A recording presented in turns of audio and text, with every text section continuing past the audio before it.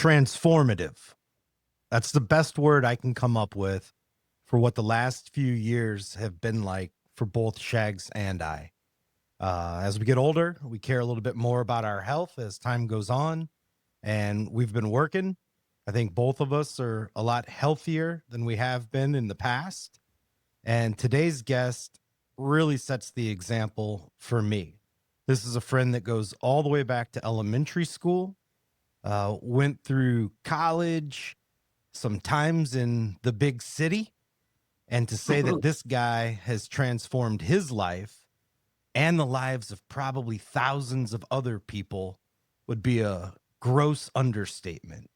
Truly an inspiration, and I'm excited to have him on the podcast today. I'm Brandon Butler. I'm Nathan Shags McLeod. And I'm Nick Boskovich. Welcome to the Driftwood Outdoors podcast.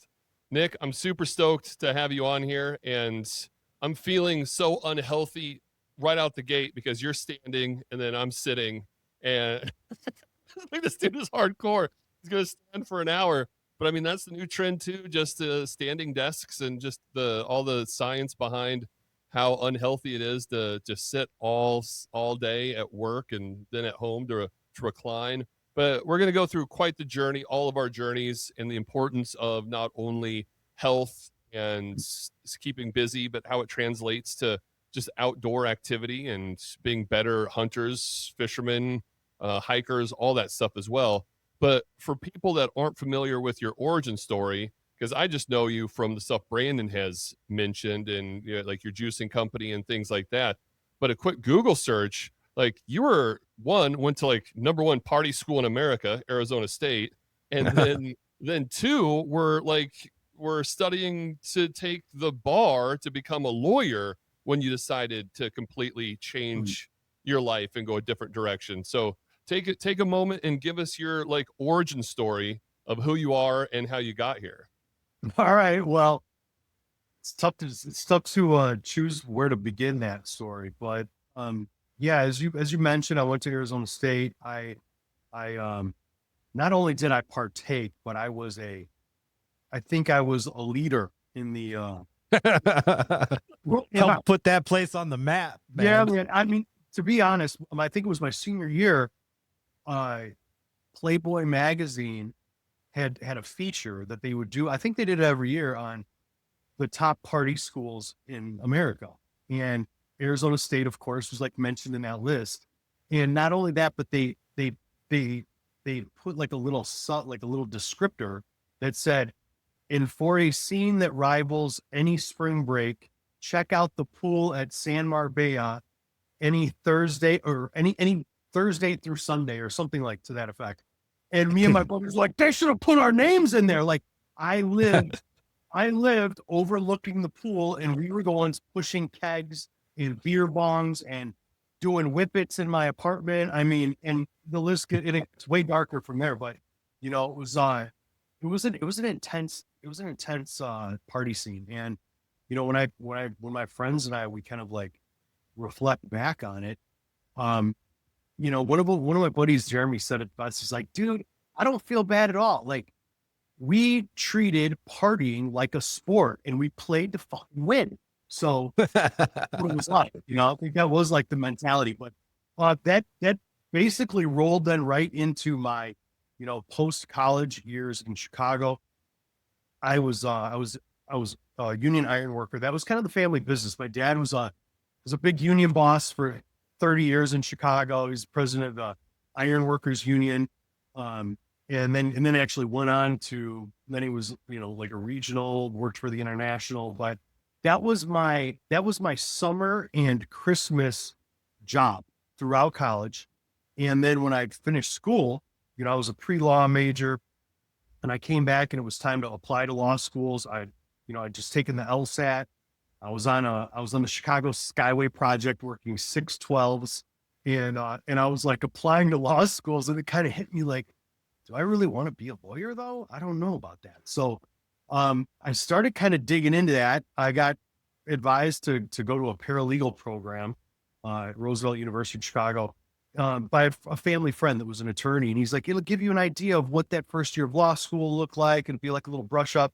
So I did that, completed it, but also decided that's not what I wanted, So it was kind of like, the beginning of probably, I don't know, probably damn near a 10-year phase of kind of wandering, like wondering like, what is my purpose here? And, and it's kind of and I'm sure a lot of people can relate to that, but it's kind of a anxious place to be, when you don't know what you're supposed to do with your life. And some of us find ourselves asking ourselves that question after, long careers. But, I was ironworking when I decided law school wasn't the move. I got into commercial real estate. I liked that, but very quickly realized like I didn't like the office culture. I didn't like being in an office. I didn't like, I don't know, that was kind of a party scene in itself, that industry. So I like took to that well. I fit in really well socially. But it was kind of cutthroat. You'd kind of worry about your bosses ripping you off, the guy next to you ripping you off. And I learned that that wasn't my calling either. So then I went back to ironworking also. So I was kind of juggling the two, doing like basically the bare minimum of each to get by. But I was making decent money. And in the meantime, I was just like, I just got out of a kind of like a bad relationship that had me, just wanting to get out of town and get away as much as possible. And, I just started, I started juicing. I saw this movie, Fat, Sick, and Nearly Dead. If anyone hasn't seen that movie, I highly suggest it. It's super inspiring, but it's also entertaining because the guy's a character. It's about this Australian guy who was kind of found himself in a really poor health. He was heavy, and it really was the result of living a rich lifestyle. He was like, indulging in food, booze, yachts, women, probably more, but he found himself in a position where I think he was taking like 50 pills a day, a bunch of different prescription meds. And he realized that every med he would get prescribed was causing a new symptom that would then require a new med. And he found himself on this hamster wheel. Was like, I'm trying something else. So, he decided to hire a camera crew and go to the home of the cheeseburger. And he documented this. I think it was a 30-day journey where he drove cross country in America, started in New York, finished on the West Coast somewhere. And he was like stopping at like truck stops and, I don't know, just like middle America, all over like middle America towns, truck stops, diners, and chatting with people, telling them what he was doing. He was a very outgoing personality. And you're kind of seeing, it was eye-opening because for one, you're seeing this guy transform before your eyes, but you also are hearing these people's responses, what it was like in regards to like their health and their priorities and food, how it relates to it. And it was kind of shocking to hear people's like just off the cuff responses like, oh, well, I'm only here for so long, so I'm going to enjoy it. And it's like, and you start realizing like, what, a country fried steak? Like, what are we talking about here?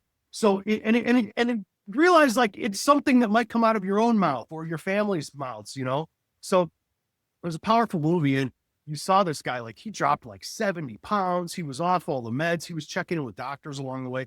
And it was inspiring to me because not only was I kind of like looking for my calling, but I was also like, I always battled weight management. It was always the thing. I did a ton of cardio. I worked out a ton, like way more than I wanted to. And it was still hard for me to like, not be overweight basically. So I was looking for a silver bullet and I'm like, dude, I'm going out. I went out and bought the juicer, went to Whole Foods, loaded my fridge with organic produce, and then went out that night and got wasted. And typical. And the next morning I woke up in that kind of like guilty haze. And when I walked out of my bedroom, I saw the juicer on my kitchen counter and remembered what time it was. So it's like, all right, let's go. So I went into the fridge. It was like no better time to do it. Went into the fridge, just started like prepping produce. Didn't really know what I was doing. I just started firing everything through it. Kale, apple, beets, carrots, lemon, ginger. What came out the other end was it looked disgusting. It was brown, but I was pretty good at chugging disgusting things back then. So and I'm telling you, man, it sounds cliche, but like I felt this rush of energy flowed through my body like I had never felt. And the way I describe it now is like, it was like those, in that stage of my life, I feel like I was always kind of carrying this kind of in the back burner, was always like this sense of kind of like shame, guilt, anxiety. Like, what am I going to do? I'm not living to my potential, and after that juice, it was like it instantly washed away my sins. Like that guilt from the night before, gone. That anxiety about what am I going to do with my life, it was gone. And I was like full of like inspiration, to be honest. So that's how it started, man. I from that day forward, juicing was my routine. That was how I wanted to begin it every morning. And then that quickly became, that I was juicing for, making a juice for my workouts or post-workout or lunch. Then I was making juice for my neighbors. Jonah and Heidi, Brandon, were living in my building during that time. So I'm making them juices and bringing them down. Jonah was into it. And it was just like, and everyone around me was like, they thought I was crazy. I could tell, but it was, I don't know. I could tell like this was something I was like going all in on. I definitely have an addictive personality, and the juice hooked me right out of the gate. So, at that time, like I said, I was newly single. I went to school in Arizona, so I had friends kind of sprinkled all over the U.S. in awesome places, especially the Western U.S. So I was taking trips as much as I could. So I was going like whether it was L.A., Miami, Scottsdale, Vegas, wherever I was going and taking trips to visit buddies. And we would go out and we'd party all night at the club. And then in the morning, I would wake them up and be like, "Hey man, we got to go to this juice. Let's go." So because I've also always been like a kind of like a I don't know, like a quality junkie. I always want to seek out the best of the best. So I would do my homework, figure out what's the best juice spot in town. I'd take my buddy there, and we would go there, and I would spend all kinds of money, and they would always have the same response, like, "What are you doing? You just spent $150 on juice." So, and I was like, "Dude, I don't know. I'm like really into it." So it didn't take many of those trips, and then returning back to my apartment kitchen and my Breville juicer before it hit me. I was like, "Dude, I should do this," because I'd found myself not just, I quickly became a connoisseur of the space, but then I found myself kind of critiquing them because the juice spots, like they were all unique in a sense, like the brand and the feel, but they also were kind of all the same. They were all very dogmatic in this like raw vegan box. They were all like either like a hippy dippy theme or like a farmhouse theme. And none of that was me. I was like, I felt like I was like, and I felt like I reflected their customer, which was people that what they had in common was not that they were all raw vegans or all into yoga or something, but they all just wanted to look and feel their best. That was the commonality that I saw. So right out of the gate, I wanted to do, I decided I was going to do this, found a spot in Chicago. It was like a former Enterprise rental car office. It was 636 square feet. I had no idea what I was doing. The juice industry was so brand new that I had to take trips. So I was taking trips to other cities to kind of like spy on existing juice businesses, because I didn't even know what a juice kitchen looked like. Like I didn't know what needed to go in there. So that's what I was doing. I was taking these trips and I was studying these businesses and it just like, if I was to kind of summarize like where I was before this whole juice kind of change began, I would say like I was searching for love and purpose would be number 1 and 2, and, I started juicing shortly after I adopted a dog for the first time as an adult.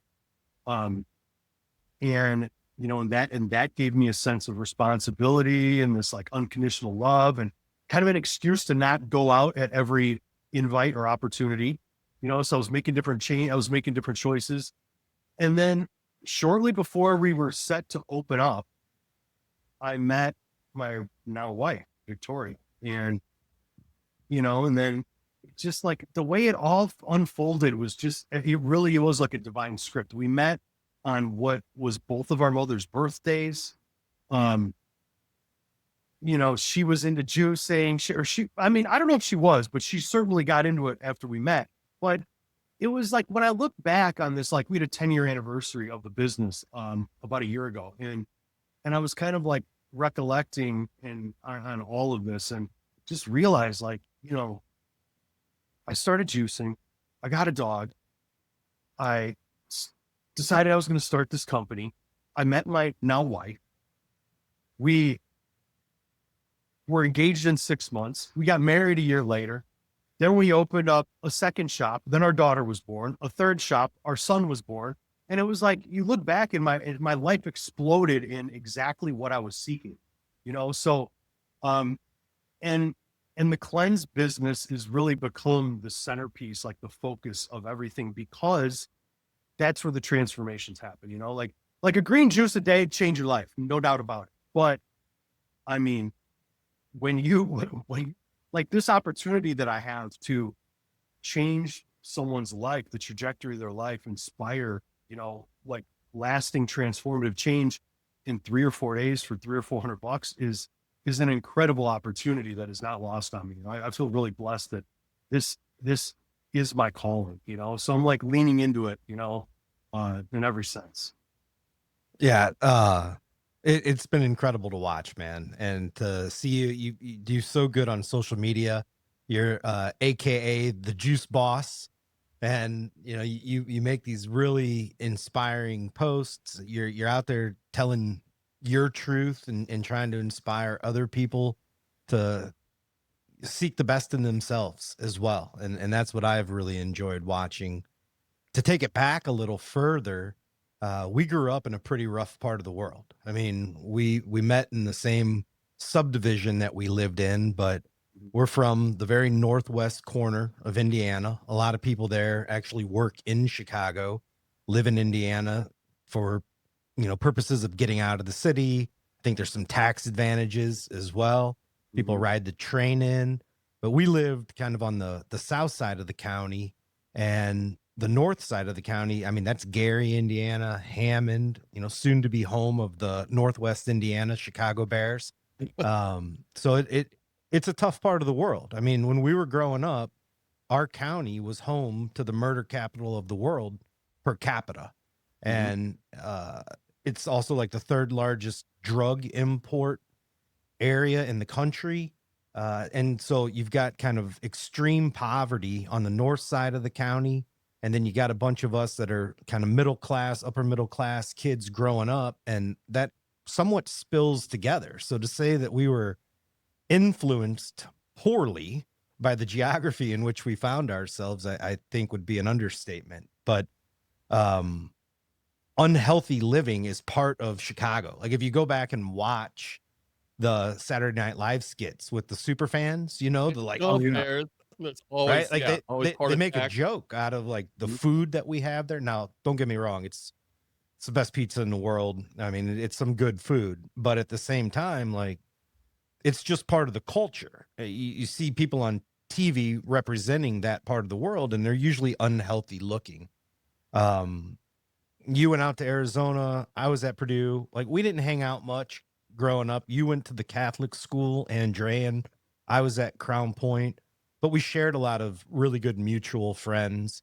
We didn't reconnect until one night I was in Chicago for work, and Jonah, who we'll talk about, he's like, hey, let's go out. And at this time I'm living in Montana, like about as far as you can get from that Chicago lifestyle. And I meet up with you guys and go out, and it's bottle service, and we're in this club, and the night kind of comes to an end, and I'd had a couple of beers. Like I didn't drink alcohol at that level at that time. And the bill comes, and it's like $2,000. And Jonah's like, hey man, you think you can put this on your expense account? And I'm like, no, dude, what are you tied like 2 Heinekens? Like, what are you talking about? And he's like, come on, man, just put it on that pharmaceutical company's expense account and call it doctors. And I was like, dude, no, like I'll kick in a couple $100, but that's expensive for a few beers. And man, I just saw you guys just kind of just going crazy in the city. then what really brought us back together, I think, and what's really kind of made us friends at this point is Jonah. And Jonah was one of my best friends in childhood growing up. Our dads are very close, and we kind of drifted as well. Like, he did come out to see me in Montana one time, and then he got into Chicago, and Jonah was just always chasing money. He was always chasing that, like, trying to make it in the financial world. And unfortunately, he dealt with some real tough mental health issues. And back in 22, we lost Jonah to suicide.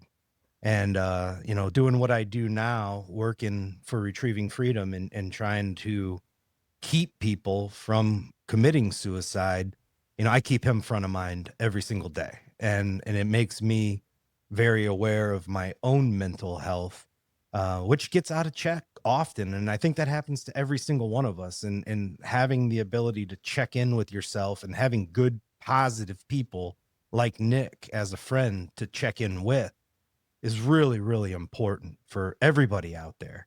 But one thing that I've really noticed and learned from you, Nick, is just how important the connectivity is between physical health and mental health.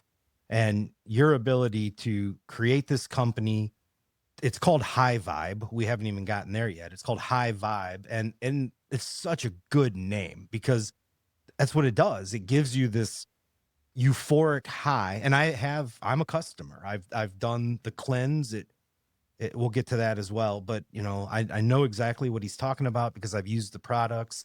You get this kind of like euphoric, natural high from it. And it puts you like on good vibrations, not only physically, but also mentally.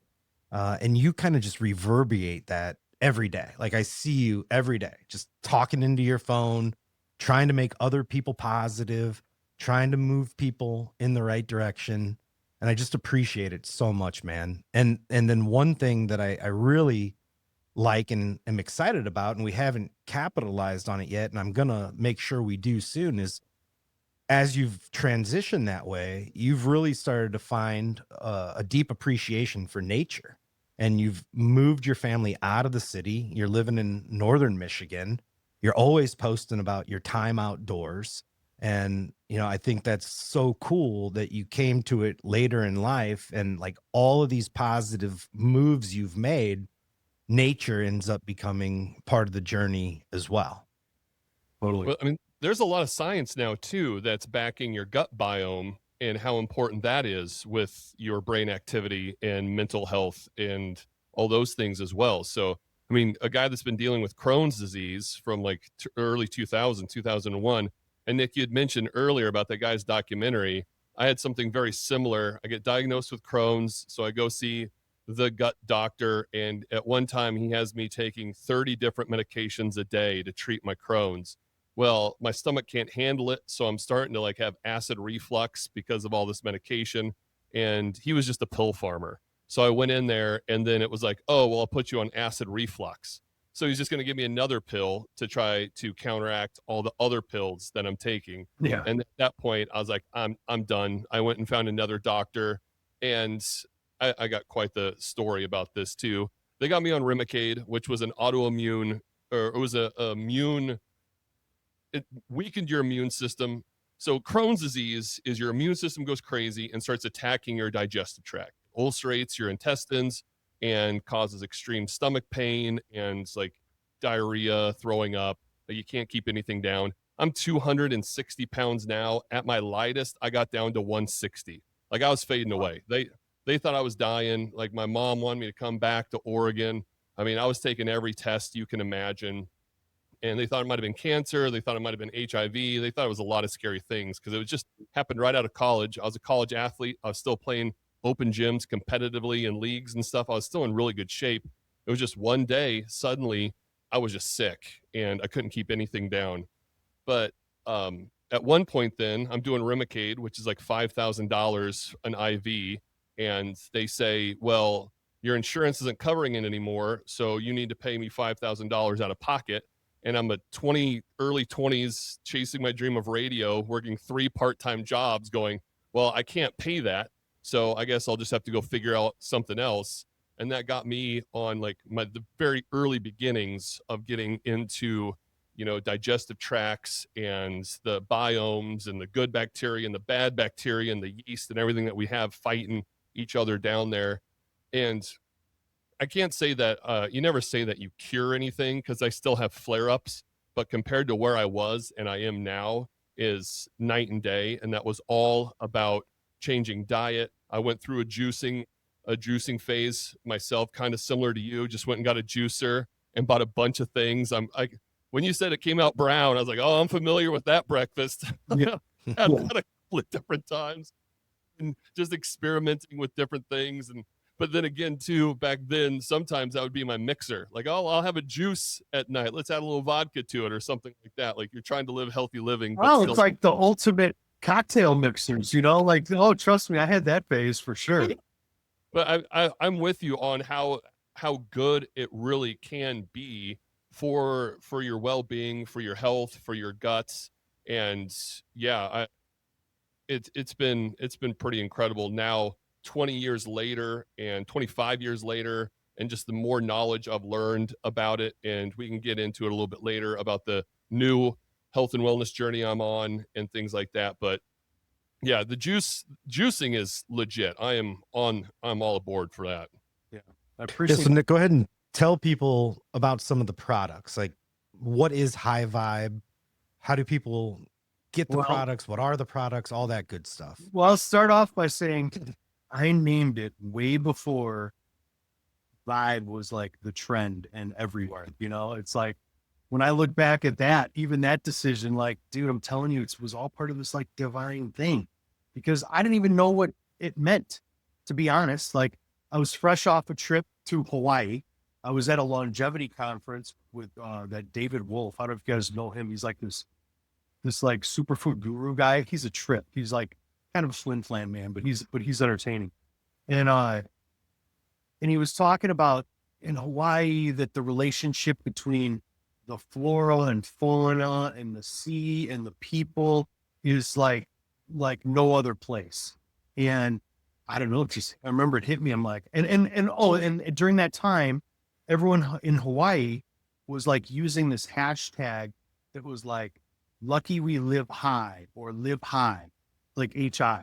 So I just like started looking up like High Vibe, and HI-VIBE, that domain was available. So I was like, that's the name, so it's fun to look back and like, because as we grew and were becoming popular, like, so did that, it really did like coincide or correlate with the timeline of like, oh, everything was a vibe and high vibes. And it really did, like, we're like, dude, our name is so perfect,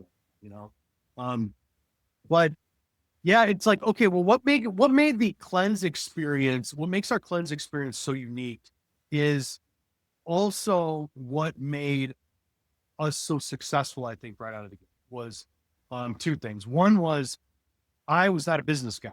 I didn't even have a business plan, never had. And I just knew that I knew how to make like awesome stuff. I'm like a quality, I'm quality obsessed.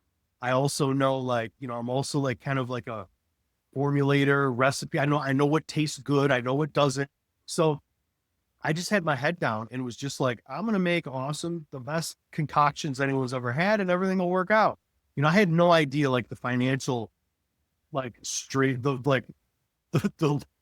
I guess like how dark of a financial situation I was in for the first year of that business. I mean, I knew I had maxed out credit cards, but I didn't even know like what a P&L. I had no idea. I didn't even know what my costs were on anything. I just knew like, well, if I'm making the best shit, I'm going to charge more, as much as anyone else is charging. That was kind of like how I went about it. But what really kicked us off, I think, and separated us from like a typical juice company was the fact that I was not raw vegan.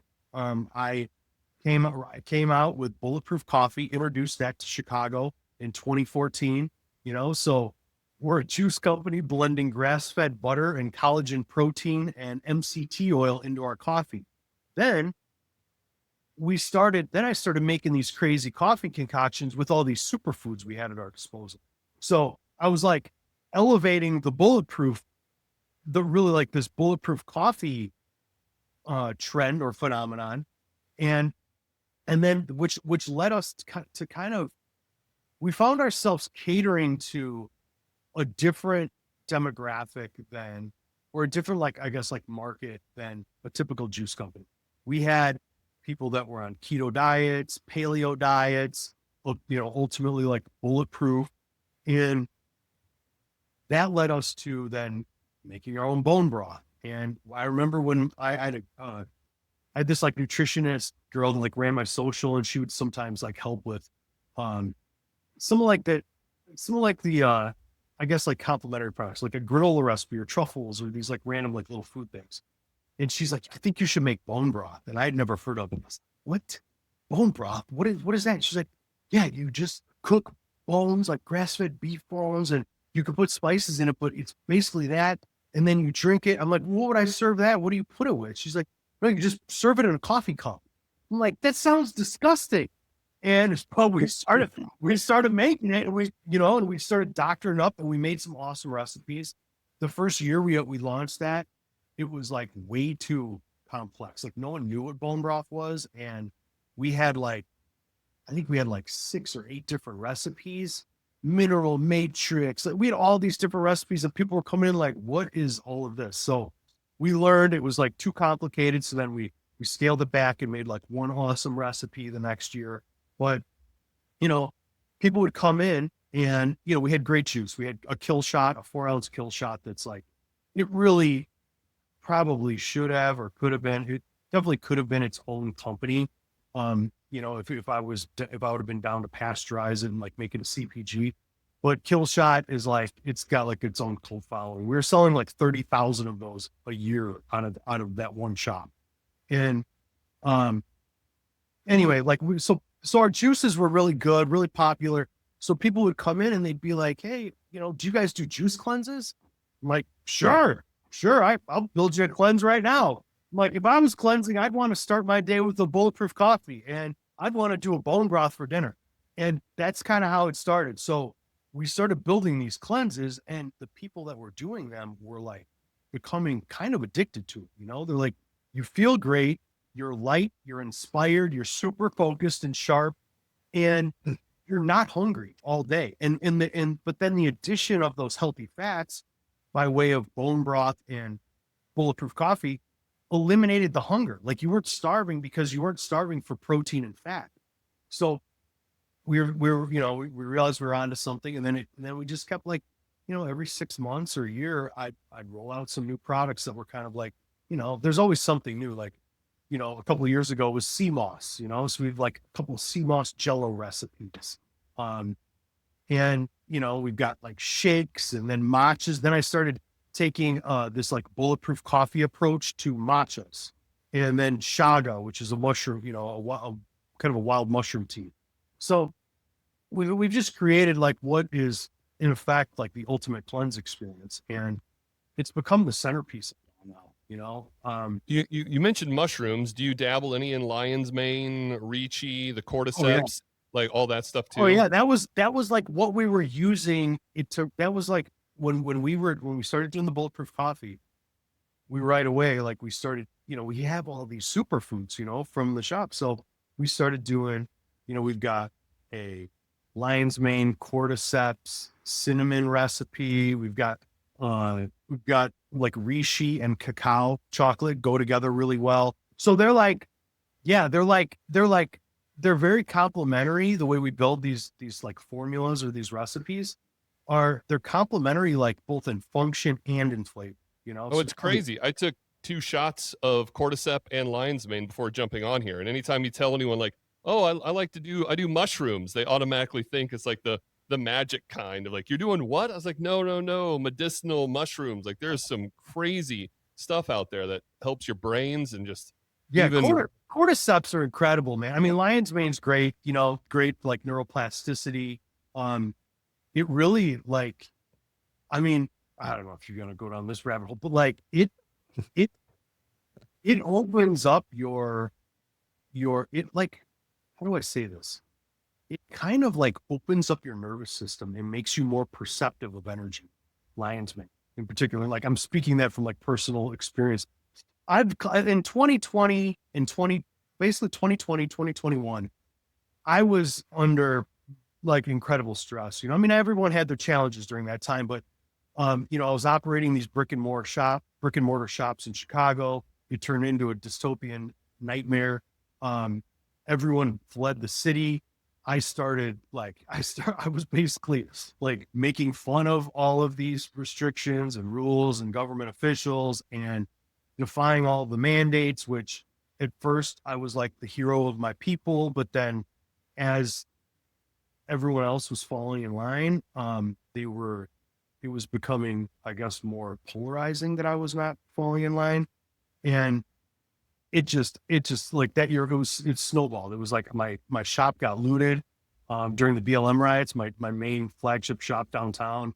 I did an interview on Fox News like the next day. And then I was, then there were people calling for boycotts, and I was a conspiracy theorist, racist, I guess, just because I did an interview on Fox. But it was intense, man. It was intense. And like the whole city was kind of a ghost town. So that's why I started doing deliveries to a 60-mile radius of Chicago. And that's when the cleanses really took off. And we realized like, okay, this is like its own business. This is the game I want to be in.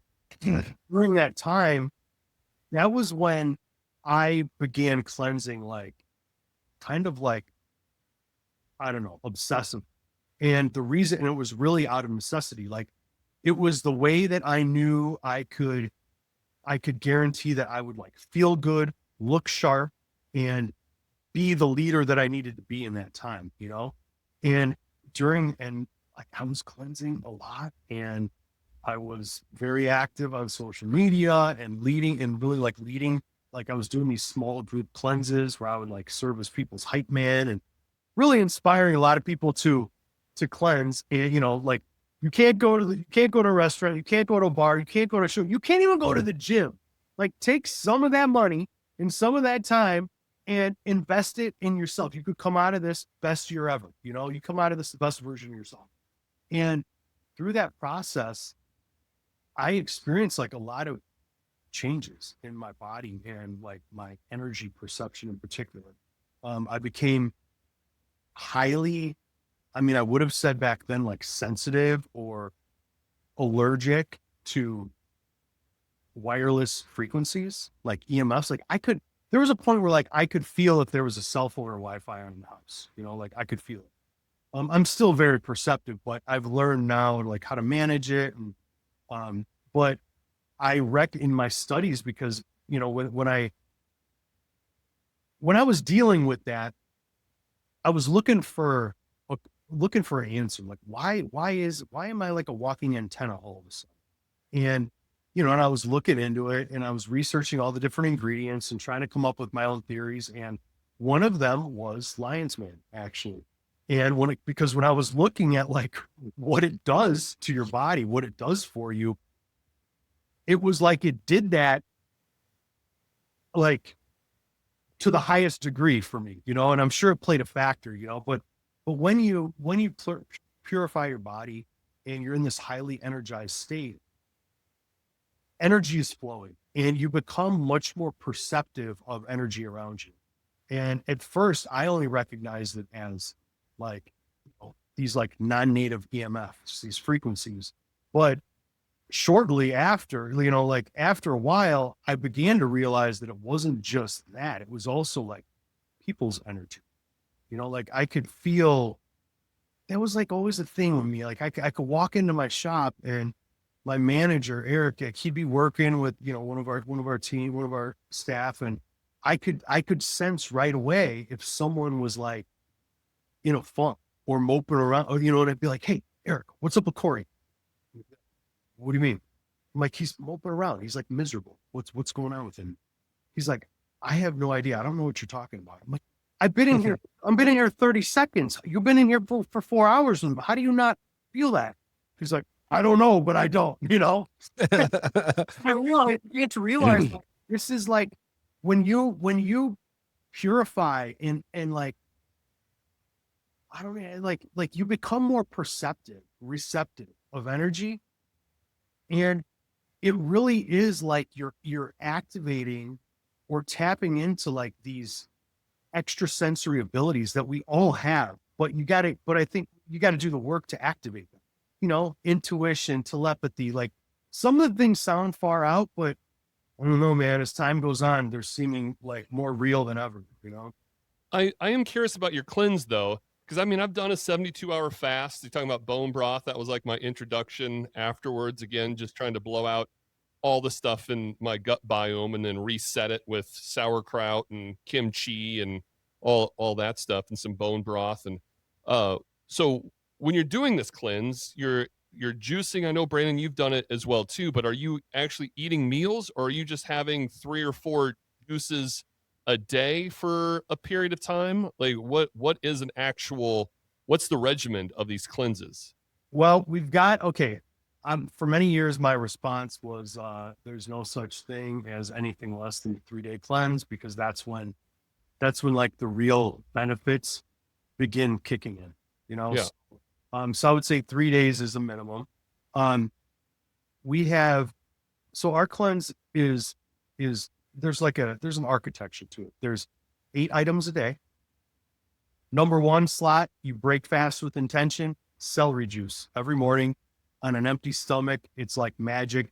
It stimulates your gut and your liver to produce hydrochloric acid and bile. It really it's priming your body for deep detoxification. So you start flushing things out. It also radically calms inflammation and autoimmune triggers. Next is that kill shot. Your body's primed. You take that kill shot. It's like, boom, to kill all the nails. So pathogens, it's antifungal, anti-parasitic. It's also very detoxifying, very anti-inflammatory. After that is our ceremonial tonic. So you get to choose with our cleanses, you get to choose like what you want for your daily tonic. So we have keto coffees, matchas, or shagas. Probably 80% of our customers choose the matcha because they're amazing. They're delicious. They're like a lot of our clients that cleanse with us, they're coffee drinkers. They come in, they do the matcha though at our encouragement, and they end up kicking coffee shortly after. And it's because it's easier on your adrenals. It's much, on your nervous system. And during the cleanse is a great time to kick coffee because, you're going to have plenty of energy and you're going through this deep detox. So it's a great time to like give your nervous system, give it a break from that intense, adrenal stimulation.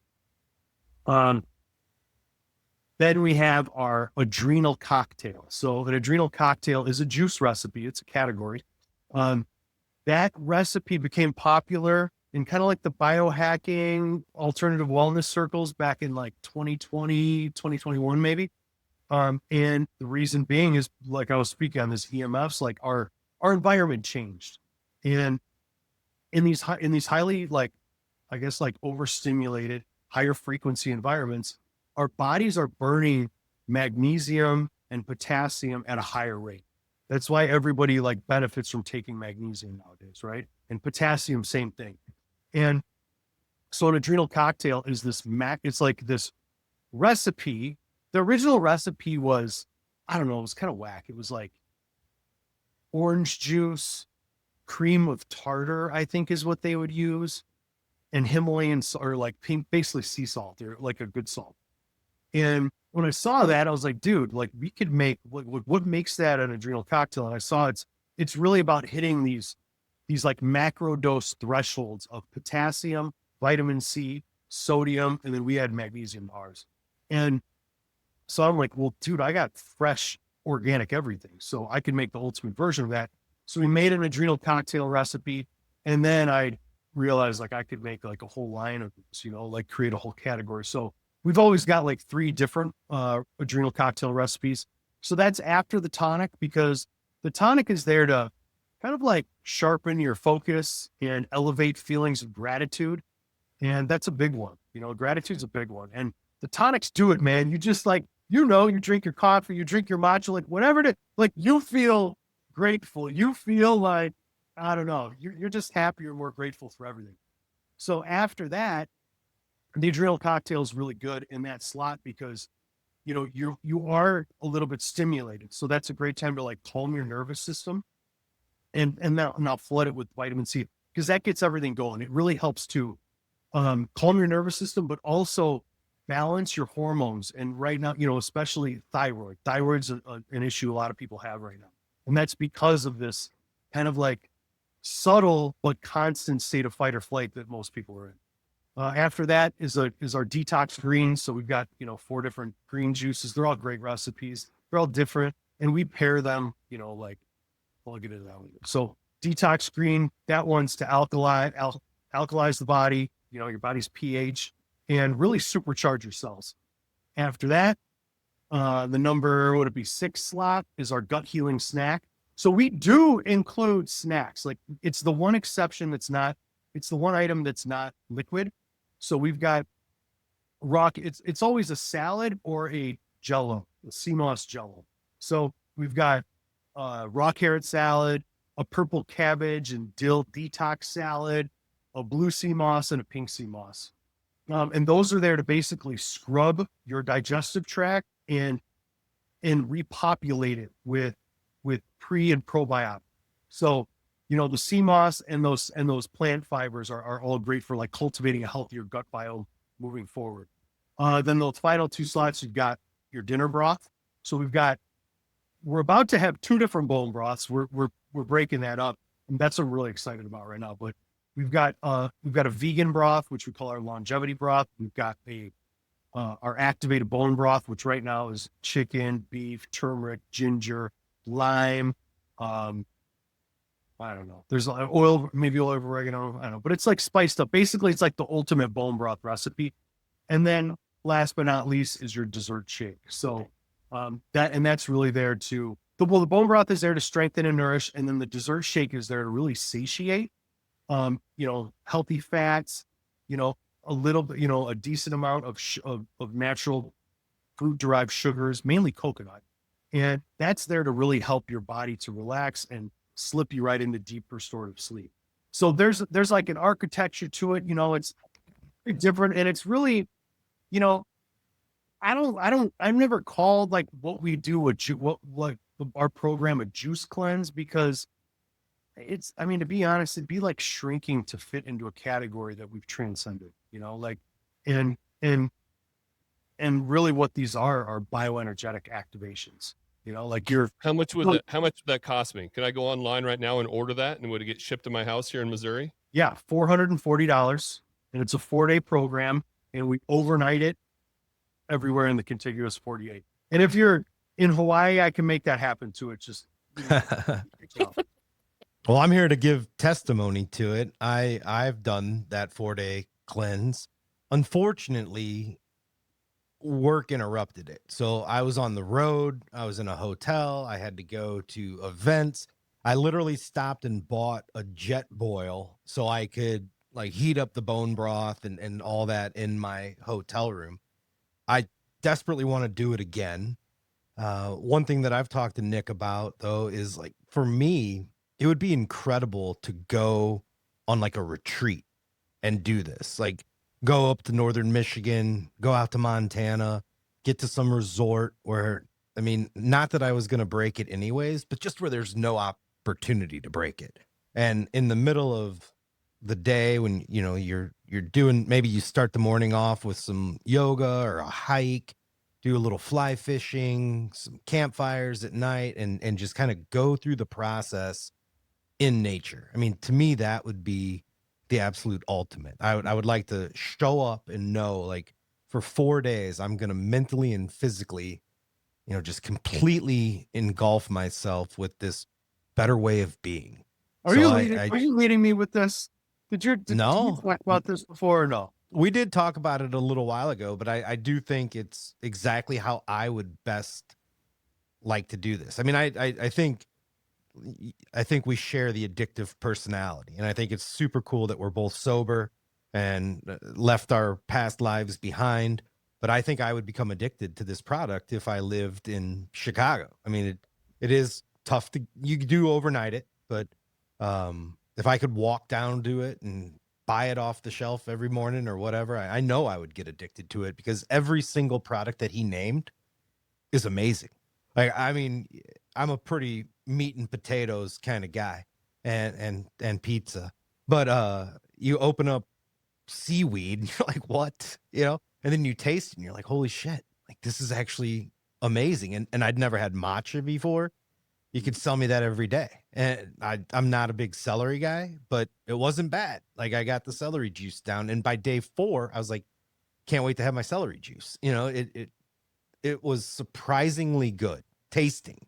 Unfortunately, the whole process was interrupted by stress and work and travel and a cooler full of stuff. And I spilled one of, I was trying to jet boil it in the car while Lauren was driving and spilled the shit all over me.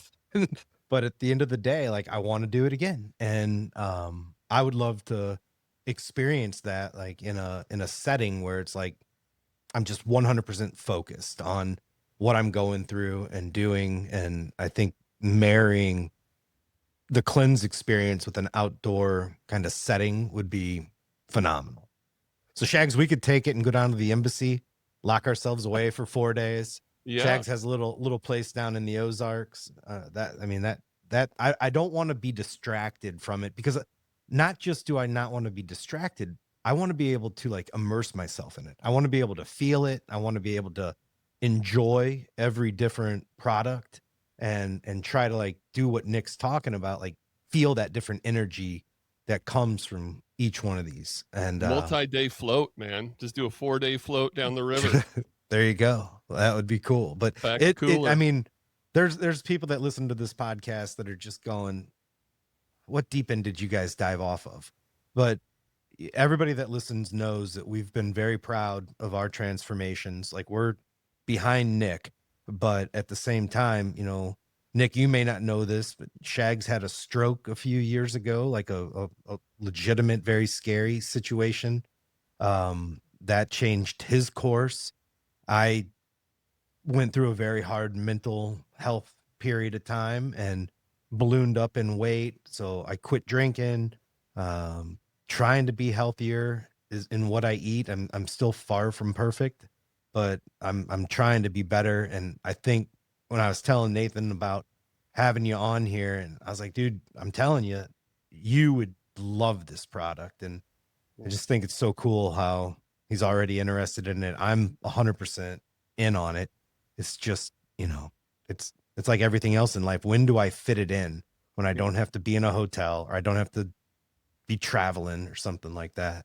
Yeah. Well, and I feel too, like, we're like the first generation, like our dads, I can't speak for both of yours, but I know my dad would not be having this conversation in his mid to late 40s.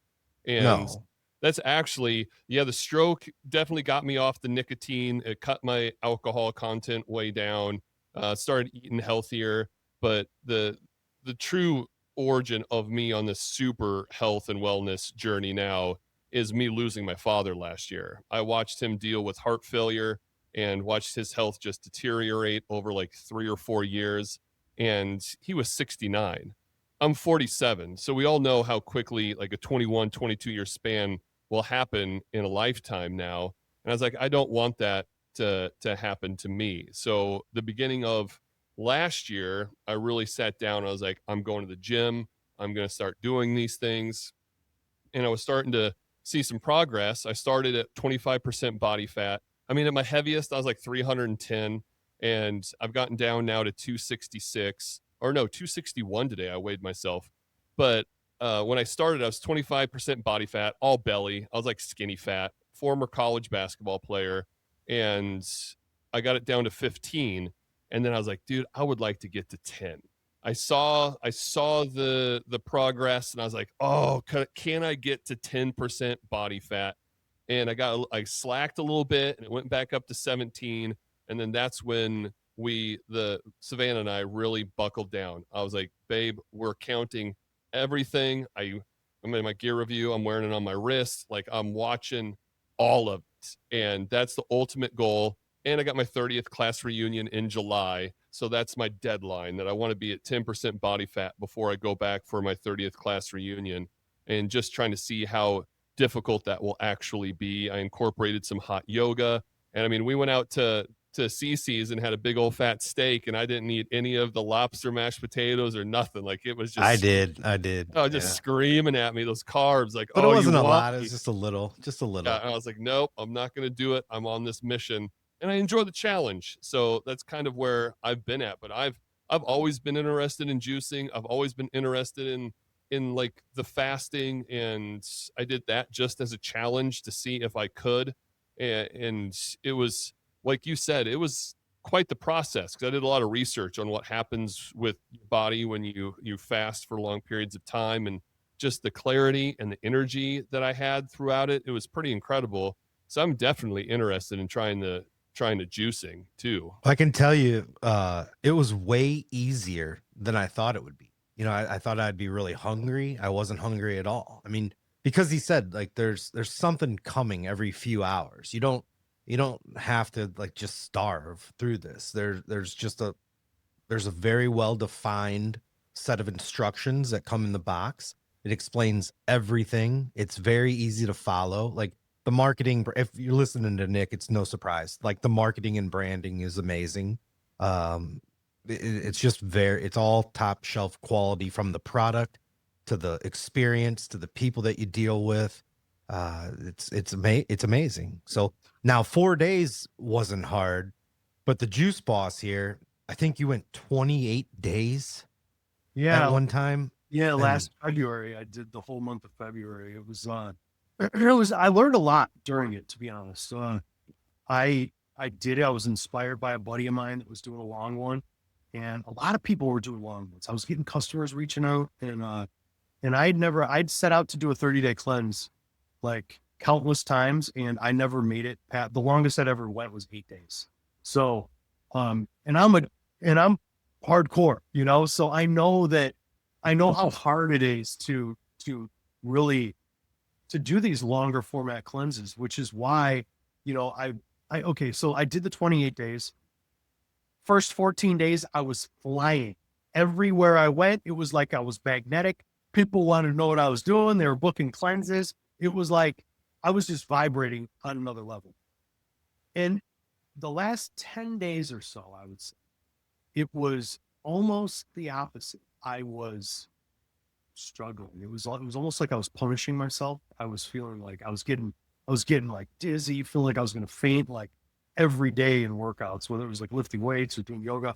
And so after, and I lost 14 pounds in the first 14 days and 4 in the last 14 days. So, you know, so I'm like a hacker of this, you know, I'm always like testing or guinea pigging it out. And so I learned, like, all right, well, the 14 days, that's the big ROI. So we started offering a 14-day program, and, you know, tons of people were booking it. But then we started getting the calls and the emails like, hey, can I skip this delivery? Can I skip a week? Can I pause it and do it after this trip? So we realized like people weren't able to see it through. So what we did, and this was, and we already had this 60-day program going, where it's like this, it's very spiritual. It's like it's a 60-day intermittent cleanse program, where you do the 3.5 day or 4 day cleanse every week for 9 weeks. But it's really kind of structured, kind of similar to 75 Hard, where there's like rules, you know, there's like no cannabis, no alcohol, no porn, it should be no sex, but that's probably for another podcast. But that creative energy is powerful, man. When you hold it in, you know, you maintain that. It's like Rocky. No sex before the fight. Right? For good reason. So I already had this program going, and people were having these like awesome transformations. It's easy to do because you're cleansing half the week, then you're consciously refeeding, we call, like on the weekends or the second half of the week. And it's really powerful because not only do you still get the same results at the end as you would, you know, like you're breaking it up. Like, so a 14-day cleanse you can do over the course of 28 days. Well, and you get the same, say, weight loss and kind of like health benefits, but you also you also rewire your habits, because on those refeeding days, you're putting more intention into like what you're eating, and every week your body is cleaner, so you're more perceptive of like how different habits around consumption are affecting your energy, your digestion, your weight, your happiness. And so you're really like integrating during those days. So that's a really powerful program. So these like, so that's kind of our, I guess, like, that's where I'm going with this, is really I want to focus on these like longer format transformational programs. Um, because, it really is a spiritual experience like I used to say, like, well, it's at least as spiritual as it is physical. And I think it's spiritual first, to be honest. Like there's something that happens when you get in this like high vibrational state. You begin to see beauty all around you, and you find gratitude for, the things you already have, and and that's why I live where I do now, is because the nature is just like, dude, it's where I want to be. I could just walk around. I'm just like in amazement, like the colors on the trees are brighter and, more vivid than ever. The wildlife is more vibrant than ever. The clouds are more beautiful. The sun feels closer. Like all these things started happening around me. And I actually wanted to ask you guys about that, because that's something I've experienced. And I know, like, we're all on this kind of like our own journeys, so to speak. But over the course of the last 5 years or so, my reality and my like the beauty of and the vibrancy of the nature around me has radically increased. And I wonder, if you guys being outdoorsmen, if that's something that you see. It just seems like the plants are bigger, they grow faster, the animals are the animals are everywhere. I see these like magnificent birds every time I walk out of my house. I don't know, I never saw a hummingbird before in my life, but now like I see them, and blue jays, eagles, hawks. Like it's just like, I don't know, they're everywhere. I mean, if You're- we go back Yeah. to if we go back to high school, I was that weird guy that had white-tailed deer wallpaper. Like I was just lucky that it's always been there for me. My family took me outdoors. My parents never hunted or fished very much, but we went camping a lot. We went out to Potato Creek State Park. I don't know if you're familiar with that, but out by South Bend, down to Tippecanoe River State Park in Winnemac, that whole area, the dunes. We spent a lot of time at the dunes when I was a kid. So I got exposed to nature early. Clearly you went to Chicago, I went to Montana. That was the difference for me. And somehow I've kind of made a whole life around being in nature. I miss some of the opportunities that the cities provided you, and I love the blend of it. Like I like to go to the city to spend a few days and then retreat back to nature, because that time in the city, even though I really enjoy it, I try to take my girls to Chicago at least once a year. We go downtown, we shop, we enjoy a good meal or two. And then I think when you get out of the city and you get back to nature, it's kind of like even more vibrant. Then it's, you're like, oh man, like this is why I live here. And I don't know what a better way to describe it is. It's kind of like voyeurism. When you're a human in the woods, you're not welcome there. Like you're a predator, you're feared by all the animals. And it sounds crazy to a lot of people that are probably your customers, but I'll sit up in a tree all day long, like on a little platform called a tree stand, strapped to a tree. And you never know if a squirrel's going to walk down the tree right next to your head, or a bird's going to come in and like lit right next to you on a branch, or what kind of animals you're going to see. Hunters, there are some people out there that hunt that aren't doing it for the reasons I do it. But as a hunter, I may take one deer a year, but I get to witness 1,000, and I get to witness these miracles in nature all the time. And there's something you would love this, dude. You like talking about the energy and the vibe. There's something in our primal brain that when we connect to a fish by a line, like in your brain, like you're going back to your caveman roots, where it's like, that's food. That's that's nourishment, and you get this like shot of energy. That's why people like real fast to get it in. You always have to tell a kid like slow down, but there's some like primal energy in you to capture that thing, because that's what you used to need for food. And it's just crazy to like feel that energy coming from a fish that may be 50 feet away in the water still, and you're only connected to it by this like microscopic thread. But through that thread, this energy transfers from that fish into you, and you're connected for a little while. Usually we put them back and let them fight again, but once in a while you do eat them. So it's just this incredible like primal experience that you often just, most of it's catch and release. And by catch and release, I mean, even if you're not catching the fish, if you're just seeing the deer, like you caught the moment and then you release that deer as it walks away. You can get that in a park, but there's just something about knowing what you're out there to do. It's magnetic, man. Like that's where my soul is most alive, no doubt about it. And it seems to me that you've been focused on other things and now you're kind of tuned in on it. And it's that old theory of when you want to buy a vehicle, like I want to get a blue Toyota, and then suddenly all you see is blue Toyotas because you've been thinking about it. And now that you're out in nature and thinking about it, it's just everywhere and you're noticing everything while you're out there. I'm kind of jealous just because I've grew up in the Pacific Northwest, surrounded by it, at the ocean, on the river, in the woods, that sometimes I feel like I get out there and I take it for granted, that I need to take moments. And even during fishing, like I'm more interested in where's the next spot, where's the next fish.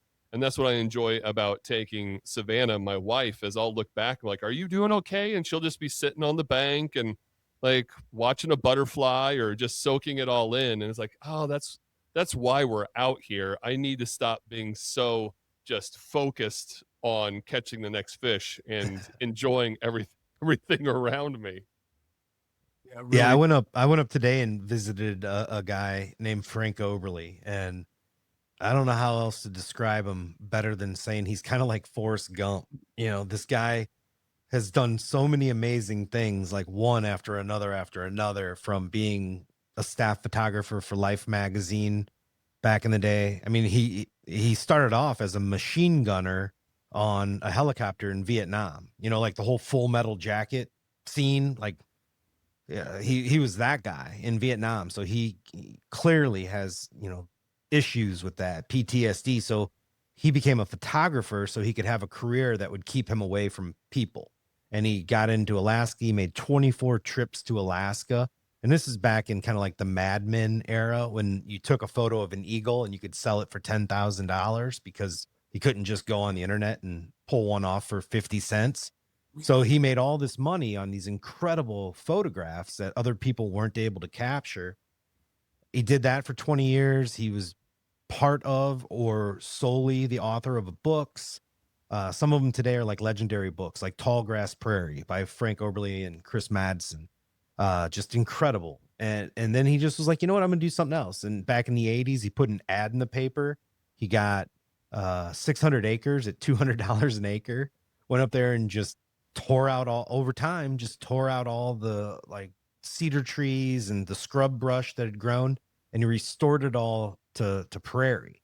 And then he started a prairie seed company where he started hand picking seeds, sold that for millions of dollars. Now this piece of wood is from his farm, this walnut plank. Half my house is walnut from his farm.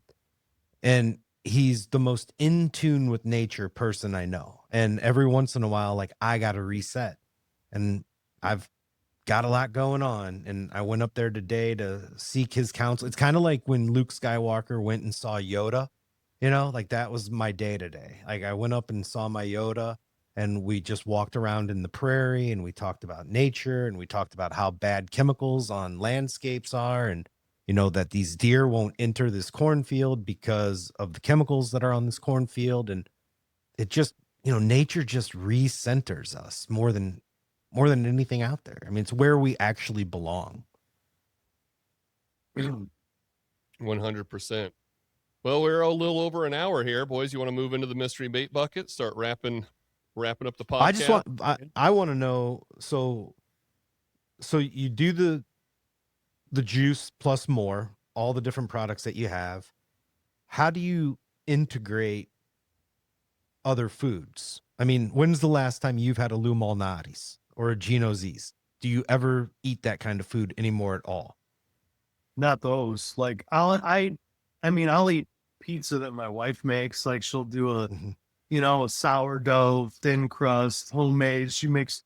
I mean, dude, we're just, you kind of, once you're on this path, it's probably like anything in life. Like you just keep elevating. You know what I mean? You're like, you don't go backwards. So, I like pizza, but I like it when my wife takes our raw milk and makes fresh mozzarella and puts that on her homemade sourdough. You know what I mean? Yeah, no. I had kind of an intense, I don't know what you'd call it, I guess, kind of like a scare. I decided I was going to paddleboard across Grand Traverse Bay to, because I live on Grand Traverse Bay on East Bay. And I live right across from the tip of Old Mission Peninsula. And the whole summer I was like, I'm going to paddleboard across. And it was like the end of the summer. And it was like a beautiful, sunny, still day. And I'm like, dude, today's the day I'm going.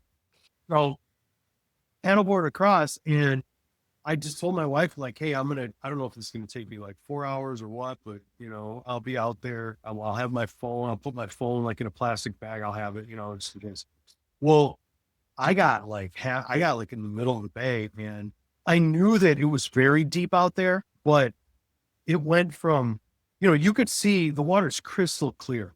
You could see 50 feet deep. You could see the beautiful rocks shimmering in the sun.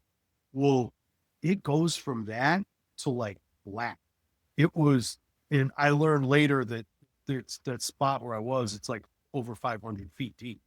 And when I was out there at that part and the water got black, it was like a really eerie feeling. And then some boomer drove his boat right past, like really close to me. Almost knocked me off. I was like on all fours, holding on my paddleboard. And it hit me. I'm like, what the hell am I doing out here? I don't even have a life vest. I'm by myself. Like, I got a whole family back here. Like, what am I doing? So I was like in the middle. So I didn't know if I was closer to which side. So I just kept going. And when I got there, I told my wife, I was like, hey, I need you to pick me up. There's no way I can paddle back across that. That was pretty freaking. And like, I spent probably an hour, talking to God. And when I got over there, she picked me up and she's like, I'm like, I'm sorry. She's like, no, I'd much rather pick you up than to have you in some, crazy situation. And she's like, well, she's like, are you hungry? And I'm like, I can't even remember the last time I had a burger. And it was like, dude, that's what my body was screaming for. So we got some fresh grass-fed beef and made and shit. So she's like, I got sourdough, I got homemade cheese. Like, we could do it up. So, dude, I ate like 4 burgers that night. But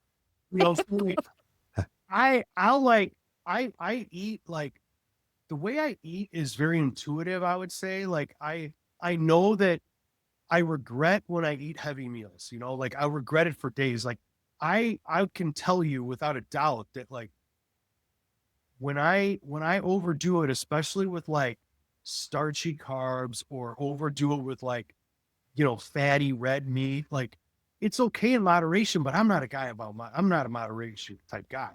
And when I overdo it, dude, it puts me in like a depression state. Like I'm like, and I'll be like shitty to Victoria for days. And she's like, what is your problem? I'm like, you shouldn't make that. She's like, you don't have to eat it.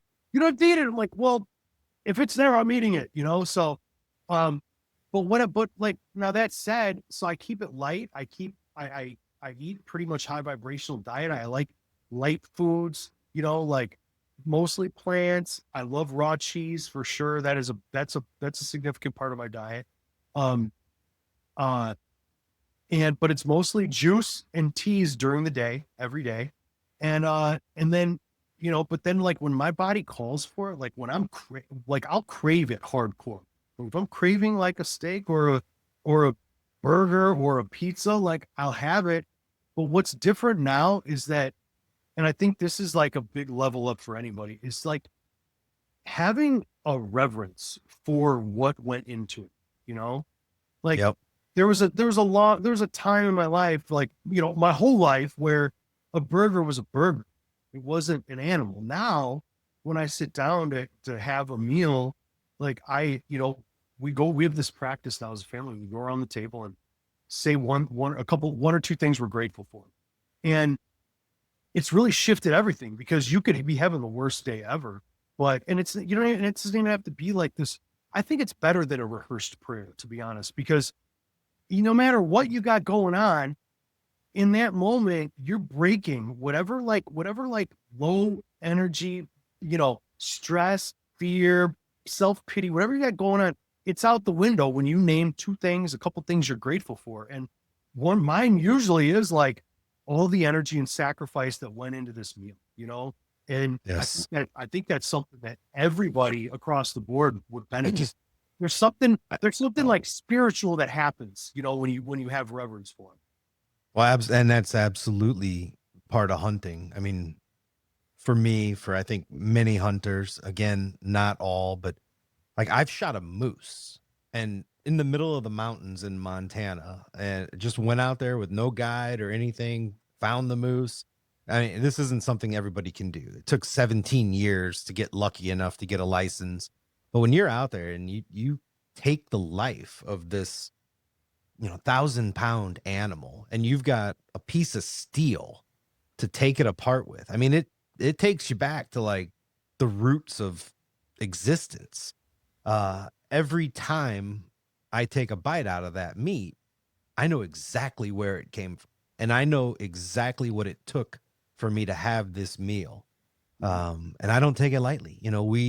Shags and I'll get made fun of for saying things like this by some hunters, and it just makes me feel sorry for them that they're not at a place of reverence. And it's such a great word, man. I've got a photo that's on my Facebook from many years ago of me looking down at a deer that I had killed, and that's all it says on the photo. I just put reverence at the top of it, because if you don't feel that, I believe there's something wrong with you. Like if you're out there taking life and you don't feel gratitude and reverence for that animal and appreciate every single bite that you take, knowing that it gave its life to sustain yours, then again, I don't think you should be hunting. You should do something. Go golfing, go bowling, go do something else. Well, I always like to put a little bit of grass in its mouth, and I put my hand on its neck, and we have a bit of a prayer, and I thank it for its sacrifice. And yeah, I'm with you. Like it can be emotional, and yeah, we'll get made fun of. I'll get called soft, but I don't mind it. It's just for me, it's part of the process, and I appreciate nature, and I appreciate that buck or doe sacrificing itself so I can feed my family. Or Boskovich knows where I come from. There ain't much soft about it. Well, Nick, we always like to wrap up these podcasts with what we call the mystery bait bucket. We got a legitimate antique bait bucket here, and it's a random question. Very rarely does it have anything to do with the podcast or outdoors. It's just a fun way for our audience to be involved and wrap up these things. This one comes from Nick Lynch. If you could relive one single day of your life exactly as it happened, what day would you choose? I have two that pop in my head right away. Who's this for? All of us? Oh yeah, all three of us. Yeah, go we get to answer that. So, man, that's tough to pick. The first one that comes to mind, the first thing that pops into my mind, and it makes me really happy that this is the first thing that pops into my mind, is the wedding I just had last October. I mean, some things just work out perfect in life, and that day was 100% perfect. But if I have this opportunity, Lauren's right upstairs and I can go hug her anytime I want. It would have to be a Christmas from when I was little, when all four of my grandparents were still alive. Those were magical times to be a little kid on Christmas, surrounded by so much love with people that I miss every single day. If I could, I'd love to see any one of my grandparents again, but if I could live that day again where I have all four of them together, and maybe it's Thanksgiving, either of them, I just want to be in a room with all four of them together one more time. That would be That would be mine. Yeah, ours are going to be very similar. I'm with you. The first one I thought of was the wedding, Savannah and I getting married, just because of all the people there. That will never happen again in my lifetime. Will I have all my college, my old ex-teammates, my good friends from college, my family, all the conservation people that we know, and all the friends that we've met. I mean, I had 2 state representatives there, the director of Department of Conservation, the former director of Department of Conservation. I mean, just at Big Rock Candy Mountain, one of my favorite places in Missouri. I would definitely relive that. But the other one is the hunting trip where I shot my first blacktail buck. Since I lost my dad last year, it would be great to relive that experience with him and my uncle Steve. Even though Dad and I bickered the whole time, but that was kind of our relationship. That was our love language, was pissing each other off. And it was just such a fun experience of him and I arguing on if it was a buck or not. And then me saying, well, that so-called doe is leaving. And he's like, no, it's not. It's right there. I was like, well, the deer I'm looking at is getting up, because he had binoculars. I just had the scope on my gun. And I knew it was a buck because I could tell the ears went way up. But he turned like a half to the left, a half turn to the left. And I just remember him going, oh shit, shoot it. And I hammered it, and my uncle Steve was down there, and he found it first. And then he screamed across the canyon, that lucky son of a bitch shot a 4-point, because he was like the great hunter of our family, and he had never harvested a big blacktail buck like that before. And me just being on cloud 9, carrying the guns out while they dragged this deer. And then they pranked me at the end, saying that they broke off one of the antlers and I should be looking for it. And I'm sure the taxidermist will be able to glue it back on. And 12-year-old me has a full-on meltdown. Just can't believe that they did this to me. And then they're laughing hysterically. So it's one of my fondest memories of me and my dad together. And I would definitely relive that. That's awesome. Yeah, I mean, the wedding days, you know why it's so tempting to say the wedding day is because I'm sure it's the case for you guys too, but it flies by and it's like this surreal blur. Like my wedding day, I felt like it was over in like the snap of a finger. Like I wish I could relive it just to experience it, because I felt like I was, maybe just like in awe the whole time or something, because it's like pressure and you're getting pulled a million ways, every single person there. There's something about it. But for me, the day I would want to relive, and this is relevant or top of mind, I guess, because Brandon, as we're speaking about Jonah, but a couple of months before, maybe not even that long, but it's like a few weeks, 6 weeks before Jonah passed, he took him and his family came up to stay by us up here in northern Michigan. It was the first place we had. We were living on Old Mission Peninsula, and he came up, and it was I think it was like the end of January or beginning of February. And I remember it was like, I just wish I'd recognized it for what it was during that time, because I remember thinking like, I was like, hey, where you want to go? You want to go to, you want to go take the kids snow tubing? You want to go to a restaurant? There's this good spot here. It's like, no, we just want to be here and spend time with you and the kids. I'm like, what? Why? Like, let's go do something. And now in hindsight, like I know that it was really like a farewell trip. And it really showed itself as such when he was leaving, because he was fine. I was like, what's wrong with you? But if I could go back and relive that, those couple days or one of them at least, and knowing what I know now, I would have savored it and probably handled it a little differently, Not to be a buzzkill, but no, man, like Special. we talk about this a lot. We talk about mental health and how important it is. Like I said, Jonah and I were a lot closer when we were kids. I mean, we were like brothers when we were kids. And what's crazy about that is there was actually 3 of us that spent a lot of time together, and Blake Farrell was the other one. And exactly same for me. Blake actually took his life at 14 years old. It's just an absolute tragic story. His family's always remained close, especially his younger sister Julie. Like, we've had a long relationship, like a family type relationship. And after Blake, Jonah and I spent a lot of time together, and it's really hard for me to accept what Jonah did. I mean, for a lot of reasons. One, I mean, he has 3 beautiful children. Um, Anybody that's dealing with those kind of thoughts, that kind of situation, and you don't think the world's better with you in it, I promise you're wrong. You're just wrong. Like, there's a way to get through it that's certainly better than what they did. Blake was a child. Blake thought he was in a situation he actually wasn't in, and he was afraid of his parents, so he basically did it out of fear. Jonah was a 40-something-year-old man, and the depression must have gripped him for a long time. I think, like Nick said, it was something he knew was coming.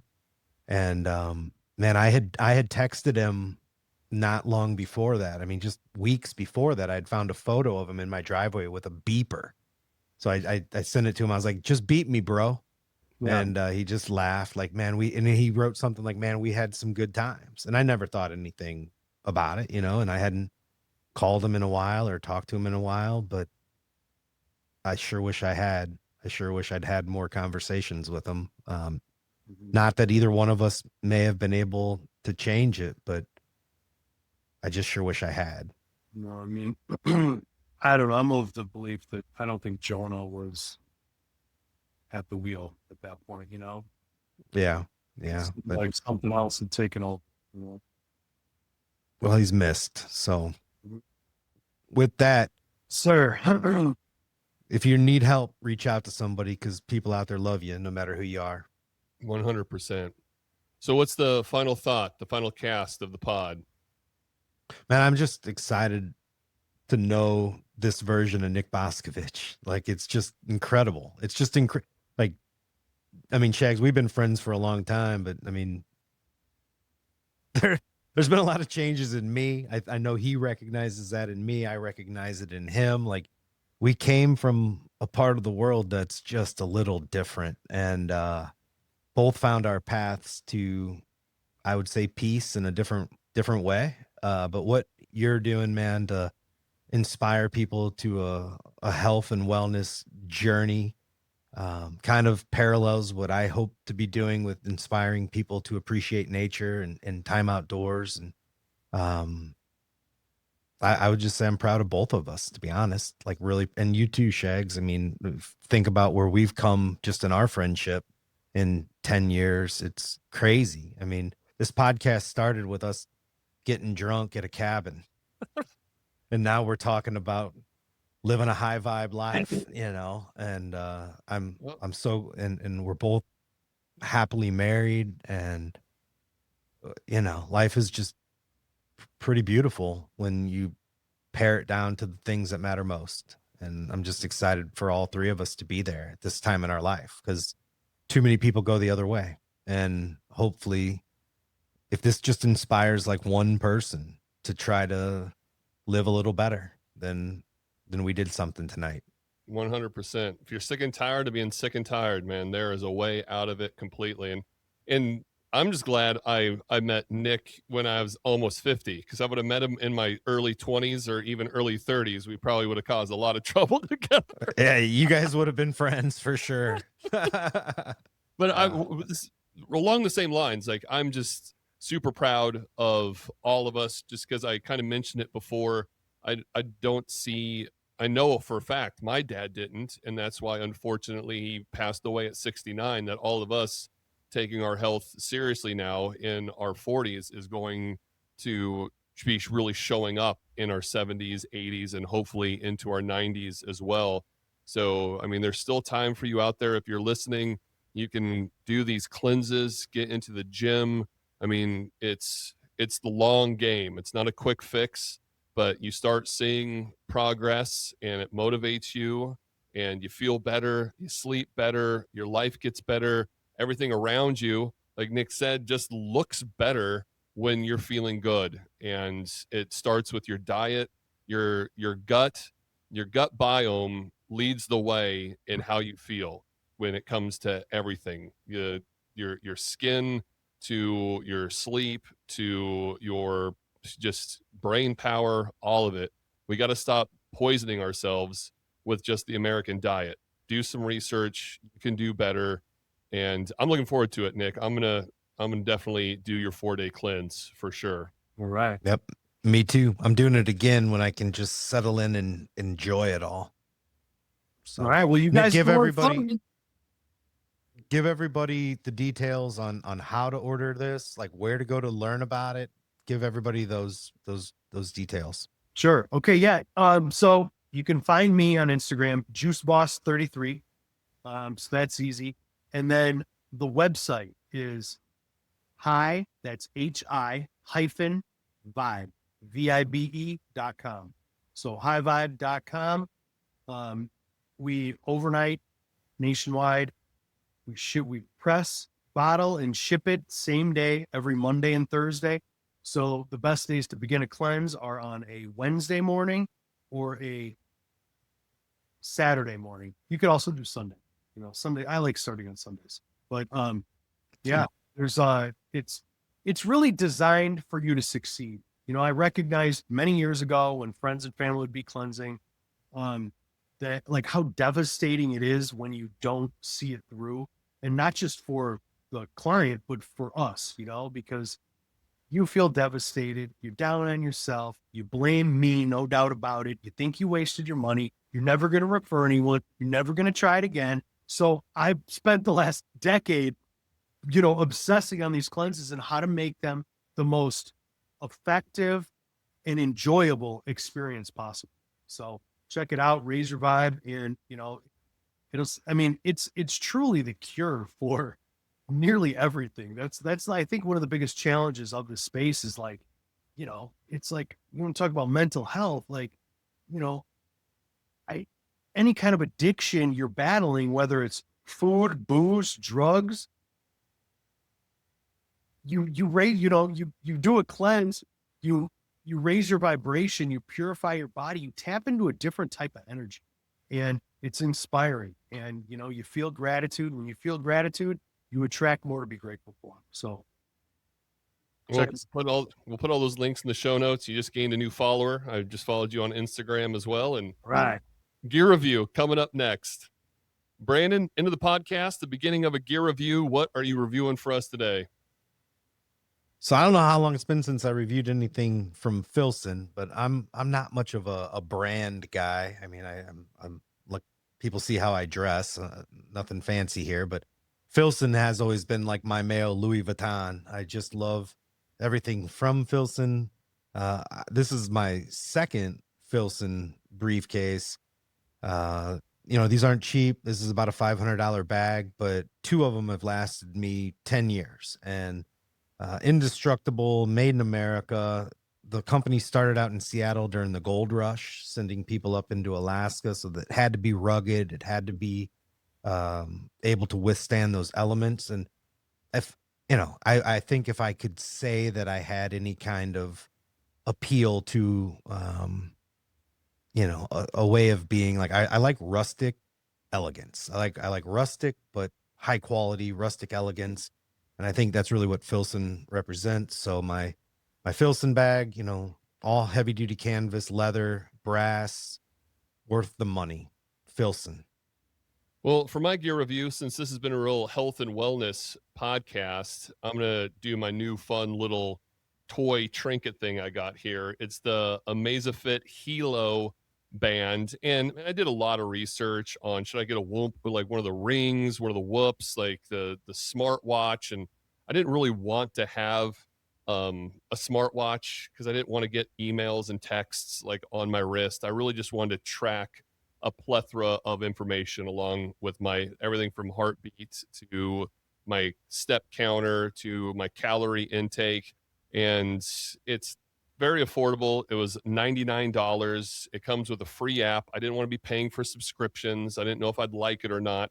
So it's a really good introduction into health tracking. It's pretty accurate. It ranks right up there with the super expensive ones. I find myself now starting every morning looking at all my sleep data. It ranks it from 0 to 100 on how well you slept the night before. I love the voice to text on here for calorie counting as well. I don't have to type in every single thing, or I can just take a picture of the label and it counts all of it for me. So, I mean, if you want to get onto a journey, because I mean, it's important to get your steps in 10 to 12,000 a day. And I really like this. And I've been very impressed with it so far. So yeah, it's the MesaFit Helo strap. You can get them at Target. So Nick, I know it's probably like children. It's hard to pick a favorite, but just pick one product that you think is amazing that may surprise people.